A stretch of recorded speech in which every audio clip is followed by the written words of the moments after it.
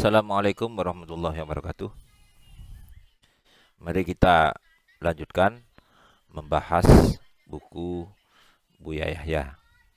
Ini merupakan bagian ketiga, koreksi atas buku Cerdas Memahami Darah Wanita karya Buya Yahya. Halaman 30, saya baca. Catatan. Karena melihat lemahnya pendidikan agama saat ini, atau sedikitnya materi agama di sekolah-sekolah umum, atau karena sedikitnya kesadaran untuk belajar Al-Quran, maka sangat perlu untuk kita hadirkan pendapat dalam madhab Imam Malik, yaitu diperbolehkan bagi wanita haid untuk membaca Al-Quran dalam rangka dalam rangka mengajar dan belajar, walaupun dengan mengeluarkan suara. Titik. Begitu juga bagi penghafal Al-Quran, boleh baginya membaca Al-Quran dengan mengeluarkan suara untuk menjaga hafalannya, asalkan tidak membaca Al-Quran semuanya atau sampai khatam dalam satu waktu, ya. Saya tulis ulang. Pendapat Buya Yahya ini, menurut mazhab Maliki, orang haid 1, boleh membaca Al-Quran jika bertujuan belajar atau mengajar. Diingat ya, sesuai dengan yang beliau sampaikan tadi, orang haid boleh membaca Al-Quran jika tujuannya belajar atau mengajar. Coba saya ulang di atas. Jadi diperbolehkan bagi wanita haid untuk membaca Al-Quran dalam rangka mengajar atau belajar, walaupun dengan mengeluarkan suara. Jadi orang haid boleh ya membaca Al-Quran kalau tujuannya belajar atau mengajar. Yang kedua, bagi penghafal Al-Quran boleh membaca Al-Quran asalkan tidak sampai khatam. Baca Al-Quran 29 juz, begitu maksudnya ini. Jadi boleh. Jadi kalau sampai khatam tidak boleh. Penghafal Al-Quran menurut mazhab Maliki ini ya. Menurut mazhab Maliki versi Buya Yahya ini, orang yang penghafal Al-Quran boleh membaca Al-Quran asalkan tidak sampai khatam. Mari kita uji pendapat Buya Yahya ini benar apa tidak. Orang haid baca Al-Quran menurut mazhab Maliki. Bismillahirrahmanirrahim. Wa indal malikiyah, dan menurut mazhab Maliki, tajuzu qiraatul Qur'ani lil haidi, boleh membaca Al-Quran bagi orang yang haid. Wa in kanat mutalabbisatan bijanabatin, walaupun sebelumnya dia junub, ai qoblal haidi, sebelum haid. Illa ayyang qati'a an hadamuhu hakikatan, kecuali kalau darahnya sudah berhenti secara hakikat, berhenti secara hisi, au hukman, atau secara hukum, kamu mustahadotin, sebagaimana orang mustahadoh. Maksudnya hukman bagaimana? Secara hakikat darahnya tidak berhenti, tapi secara hukum dianggap berhenti sebagaimana mustahadoh. Fa innaha la takra'u in kana mutalabbisatan bijanabatin. Kalau orang itu darahnya sudah berhenti secara hakikat atau hukman, maka tidak boleh membaca Al-Quran kalau dalam keadaan junub. Jadi harus mandi dulu. Jadi dipaham ya, bahwa menurut mazhab Maliki orang haid itu boleh membaca Al-Quran secara mutlak. Tidak ada qaid. Tidak ada qaid harus tidak boleh hatam atau apa, tidak ada qaid. Ini diambil dari Al-Mawsu'ah Al-Fiqhiyah Al-Kuwaitiyah, juz 33 halaman 35. Banyak ini di kitab-kitab Maliki ya, bisa dicek nanti. Terus wanita haid menyentuh mushaf untuk belajar atau mengajar. Ini saya ambilkan kesimpulan ada nadhom. Al-masulit ta'limi wa ta'allumi, menyentuh bagi pengajar dan belajar, orang yang belajar, lilauhin wal mushafi, pada papan tulis atau mushaf, halatun numi, ada beberapa keadaan, ada beberapa perincian. Li sahibil asgharidha yuktafaru, bagi orang yang berhadas kecil, dha yuktafaru, diampuni, dibolehkan. Walau likamilin, walaupun menyentuh Al-Quran seluruhnya. Jadi likamilin maksudnya 30 juz. Ala ma syuhiru, menurut pendapat yang masyhur. Wasohibul akbari man uhu ulim, sedangkan orang yang hadas besar itu tercegahnya diketahui. Lil haidi al kamilu, bagi orang yang haid memegang Al-Quran 30 juz al kamilu. Lal juz uhurim, tidak diharamkan kalau tidak sampai 30 juz. Jadi orang yang berhadas besar, orang yang haid maksudnya ya, orang yang haid tidak boleh menyentuh mushaf yang 30 juz. Kalau tidak sampai 30 juz boleh. Lal juz uhurim. Ini yang haid ya, bagi orang haid. Kalau junub tetap tidak boleh. Wa tamadad dasuki wal bananu ilhaquhu bi ahaidin niswanu. Imam Ad-Dasuki dan Imam Al-Bannani beriktimat, berpegangan atau berpendapat, memegang pendapat menyamakan orang yang takut lupa dengan orang yang haid. Artinya boleh memegang Al-Quran tapi yang tidak 30 juz. Nah, itu seperti itu. Di sini jelas ya bahwa tidak boleh orang haid itu memegang Al-Quran 30 juz. Kalau tidak sampai 30 juz boleh. Itu seperti itu. Termasuk orang yang takut lupa hafalannya. Kembali kepada pendapat Buya Yahya. Menurut mazhab Maliki, orang haid satu, boleh membaca Al-Quran jika bertujuan belajar atau mengajar. Sebagaimana yang saya baca tadi, ibaratnya orang haid itu boleh membaca Al-Quran secara mutlak tanpa qayyid, mau tujuan apapun boleh. Terus mengapa di sini Buya Yahya ini mengatakan boleh membaca Al-Quran jika tujuannya belajar atau mengajar? Kayaknya beliau gagal fokus dengan hukum orang haid menyentuh mushaf. Kalau hukum orang haid menyentuh mushaf, maka ada qayyid. Kalau tujuannya belajar atau mengajar, hukumnya boleh. Jadi dengan demikian apa yang beliau tulis di bukunya ini salah ya. Nah, ini salah. Dua, bagi penghafal Al-Quran boleh membaca Al-Quran asalkan tidak sampai hatam.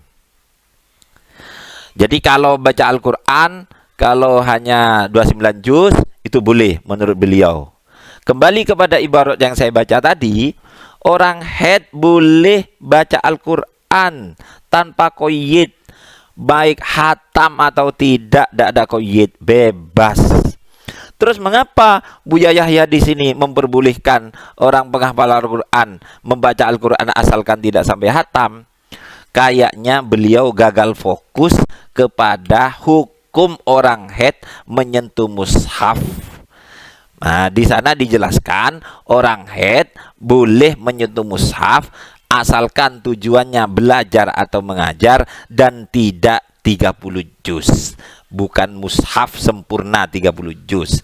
Itu boleh kalau tidak 30 juz. Jadi Buya Yahya ini kebalik pendapatnya dengan pendapat itu, dengan masalah menyentuh mushaf, bukan masalah membaca Al-Quran. Jadi jelas ya, di sini salah.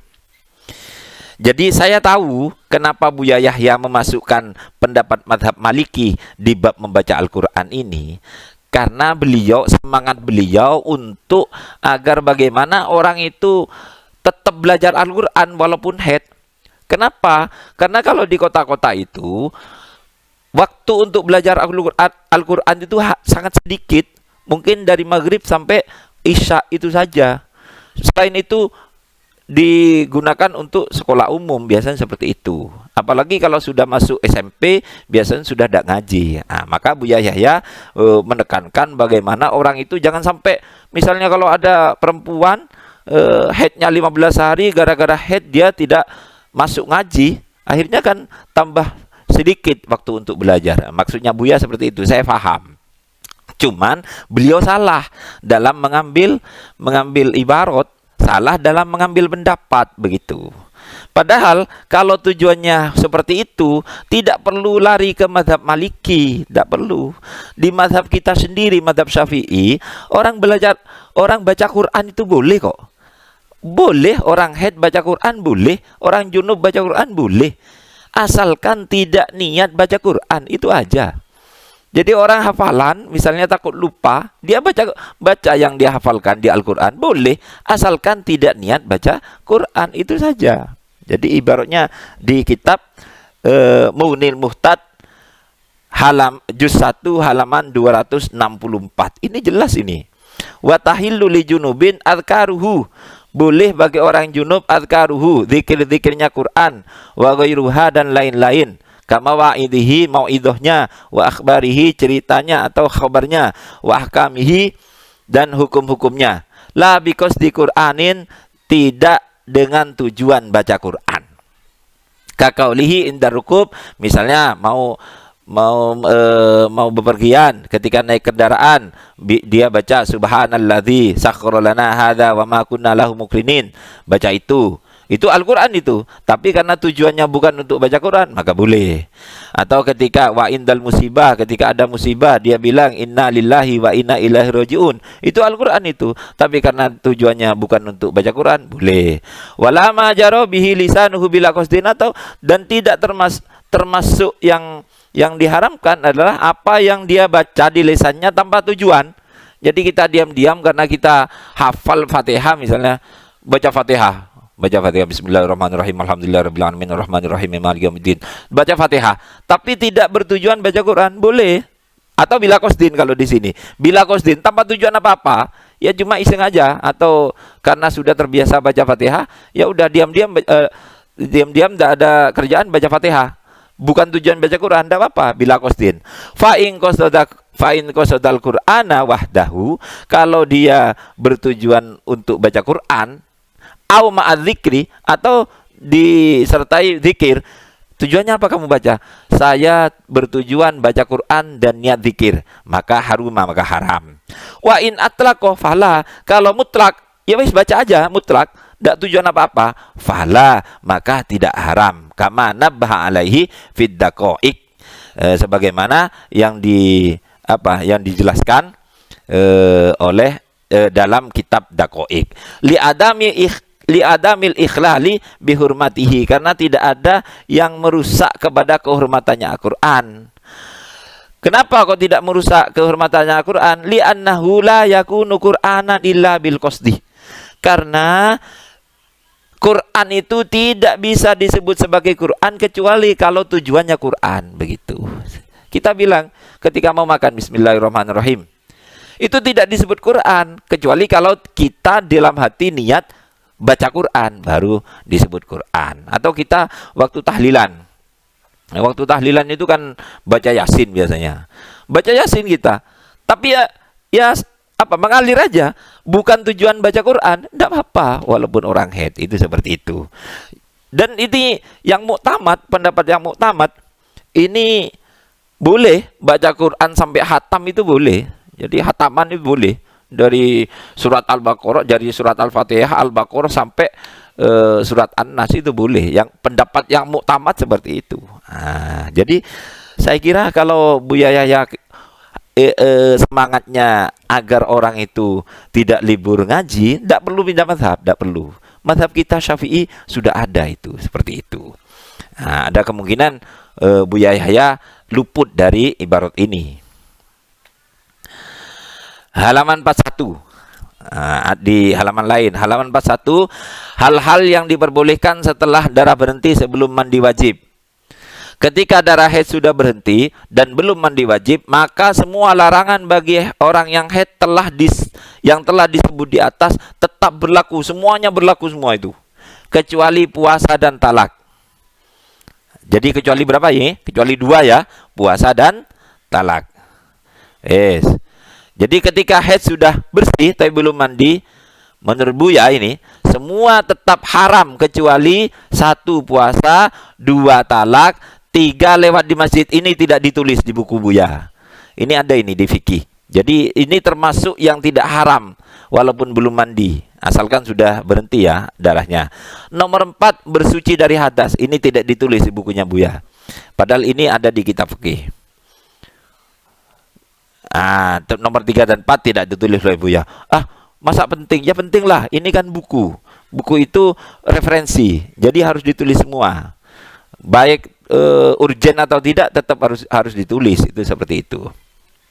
Nah, kesimpulan dalam menulis buku, beliau ini kalau menurut saya ya asal tulis sesuai dengan ingatan beliau, karena beliau itu lama di Dalwa, lama di Ahqaf, pasti beliau sudah pernah baca semua kitab-kitab besar-besar itu. Pasti baca, dan beliau yang menulis di sini sesuai dengan ingatan beliau ketika mondok. Jadi apa yang beliau transfer dari guru-gurunya ketika belajar itu pasti terekam semua kan. Beliau tulis itu sesuai ingatan beliau. Kenapa kok saya bilang sesuai ingatan beliau? Terbukti di sini pendapatnya kebolak-balik seperti tadi yang mazhab Maliki itu. Orang baca Quran boleh kalau tujuannya belajar atau mengajar. Padahal yang asli tanpa qayyid. Yang ada pengecualian belajar mengajar itu bukan orang baca Quran, tapi orang menyentuh mushaf, begitu. Dan di banyak tempat di buku tersebut itu malah banyak yang sama sekali tidak ada referensinya yang saya temui. Nanti kita bahas semua ya. Kita tunggu saja part berikutnya saya bahas semua sampai selesai. Mudah-mudahan saya diberikan umur panjang oleh Allah. Yes. Jadi kayaknya dalam menulis itu memang beliau itu apa ya? Mohon maaf, tasahul. Jadi itu apa ya? Tidak terlalu penting dengan referensi. Kalau saya begini, karena saya bodoh. Ketika saya menulis head dulu, itu saya begini. Kalau saya ya, mengaca ke saya. Saya dulu itu referensi pertama itu kitab Tahrir, kitab Tuhfatut Tulab, syarahnya kitab Tahrir itu ya. Karena kebetulan kitab itu menjadi pelajaran di jenjang sanawiyah di Pondok Pesantren Sidogiri. Jadi saya baca, saya fahami satu bab. Kemudian saya ambil kitab Syarqawinya, saya pahami. Jadi saya pahami betul dari kitab Tahrir, Tuhfatul Tulab sama Syarqawi. Saya pahami. Dua kitab ini saya pahami. Kemudian pemahaman saya ini saya tulis, saya cocokkan dengan di kitab itu, saya cocokkan. Jadi jangan sampai ada yang terlewat, saya cocokkan. Jadi tulisan itu persis ya, terjemah bebas lah, anggaplah terjemah bebas dari kitab itu. Ketika buku itu selesai, ada sekitar berapa halaman, 4 halaman atau 10 halaman, ketika selesai saya ngambil kitab yang lain. Kitab yang lain ada Mughni Muhtad, saya buka Mughni Muhtad, saya baca bab head itu, saya baca bab head. Kok ada ibarat atau pendapat yang baru yang tidak ada di kitab Tuhfatul Tulab? Itu langsung saya tulis di buku, saya edit bukunya.